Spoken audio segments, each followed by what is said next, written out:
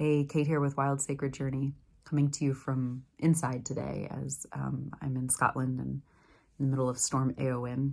So we've got winds of 100 miles an hour plus right now, so I'll be inside. So I wanted to acknowledge that the energy right now in the collective feels really heavy and also really urgent, like this churning and this weightedness, which often leads to freeze. And some of that's because of sort of climate and geopolitical crises that are happening right now all around the world, but there's a pretty big surge of it in the US in this moment. But it's also the energy of the season for those of us in the Northern Hemisphere. So we are still in winter, which tends to have a little bit of a heavier, slower kind of quality to it. And we still have a good bit of winter left. And yet we're also nearing Imbolc, which in the Celtic or Gaelic tradition is February 1st. And it's if you translate that, it translates to in the belly. And so it's the idea that if the earth is our mother, in this animist perspective, the earth is our mother, then spring is the fertility that is birthed from her. And so in the belly refers to this time of quickening. Spring is not here yet, but life is starting to stir. The days are getting a little longer. And spring is quite an urgent. Spring has this very fiery, spring is the pushing, the birthing. It has the fire. It can come with a sense of urgency. Certainly it asks us to dig deep. It can feel like we're being a little steamrolled by it if we're already feeling burnt out, particularly. So, the two things combined, the season and then also what's happening in the world. There's a deep invitation here, I think, for us to make sure that we're still resting, for us to make sure that we're still finding pause and spaciousness. I'm reminded of the Viktor Frankl quote, and I'm going to paraphrase it a little bit, but between stimulus and response, there is a pause. And in that pause lies our ability to choose. And in our choice lies our freedom. So we need to find pause. We need to find spaciousness. We need to be discerning. There are bigger rhythms at play here, both seasonally and also in the larger scheme of human development and growth, in the bigger picture of, our species' life cycle. And so, yes, we need to be, the moment to moment matters, and toggling back and forth between that and this bigger picture, just to give ourselves a little bit of spaciousness, to give ourselves a little bit of a break from some of the immediacy and the urgency is going to be really important. Because again, in that spaciousness, we get to choose. So what are we choosing? I would submit that in this moment in time, where our focus is going to be one of our biggest choices.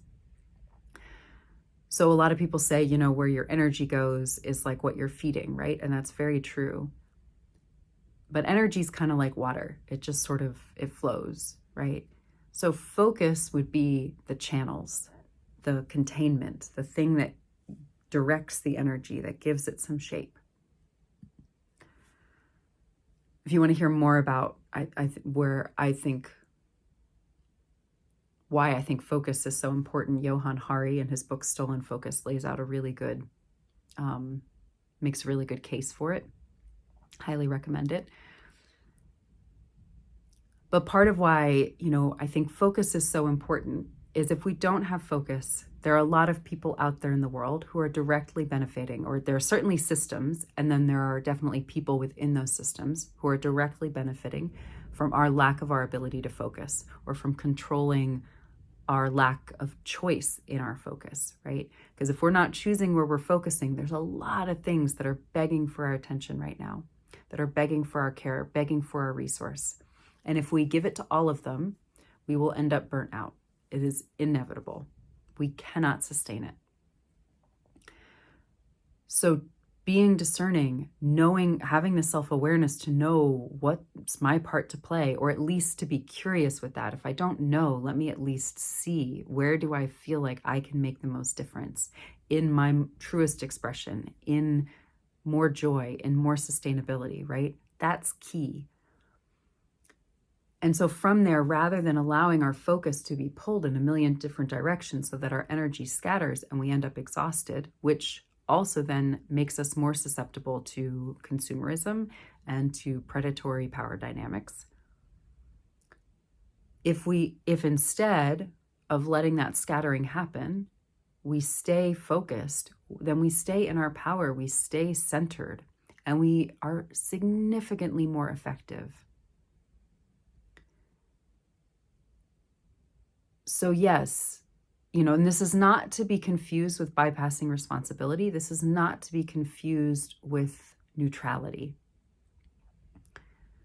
What this is that in addition to dismantling things, we also need to be building things. And some people are really good at dismantling, and some people are really good at building, and some people are really good at envisioning, and some people are really good at helping people bridge those gaps, and on and on and on, right?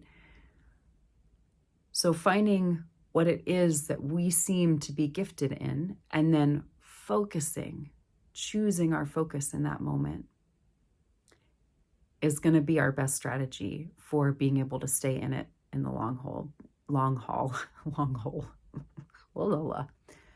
being able to stay in this and keep going. This is my practice right now. Let me know, if this resonates, and I'd love to hear how it goes for you, or maybe even if you want to share what it is you feel really called to focus in on. Yeah. And so I'll leave you there and say until next time, just keep resting, keep breathing, keep choosing your focus.